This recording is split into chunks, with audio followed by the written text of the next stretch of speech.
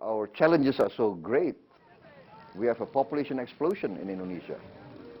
We have 3.8 million new mouths every year. We have to feed. We have to clothe. We have energy resources depleting very soon. These are tremendous challenges, and we need strong leadership. We need change in Indonesia.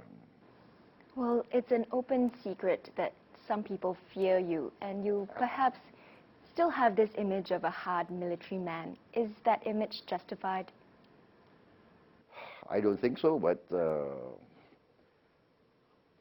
hard military man, I mean, if I were in active service, yeah, I have to be a good military man. But of course, you know, you are what you are, and you serve and you present yourself. So I think let the Indonesian people decide. Are you doing anything to perhaps change that image of you? I'm not doing anything special. I just try to be myself. You know, when I speak from my heart, from my conviction. I don't usually use notes. I try to be myself. You know, I think that's the best policy. You know. Well, actually, that no-nonsense image of yours is a double-edged sword, because on the one hand, people are saying they back you because they feel that Indonesia needs a strong, firm leader. But on the other hand, it has probably also made you enemies. And you've said that you sought wisdom in this ancient saying that 1,000 friends is too few and 1 enemy is too many. Right. Do you think that you've made too many enemies? Can you really take charge of the country as president and rally the entire rakyat, the entire people behind you? I think I did make enemies in my career. You know, I was a no-nonsense guy, mission-oriented. You know, I was a combat officer, you know.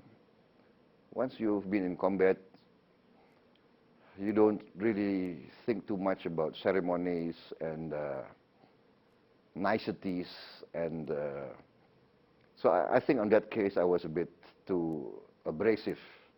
But I think now, you know, I am older. I think a bit wiser, I hope. But in the end, I think it's what you stand for. It's the principles you stand for that matters, I think. And I think this is coming across, that that in the end I'm a good servant of my people, and if they need me, I will serve. Well, Susilo Bambang Yudho, you know, Wiranto, yourself, all ex-military, it seems that the Indonesian military still looms large in politics. Why do you think this is the case? Why are there so many former army figures in politics right now? When my generation entered the military, that was in the 70s,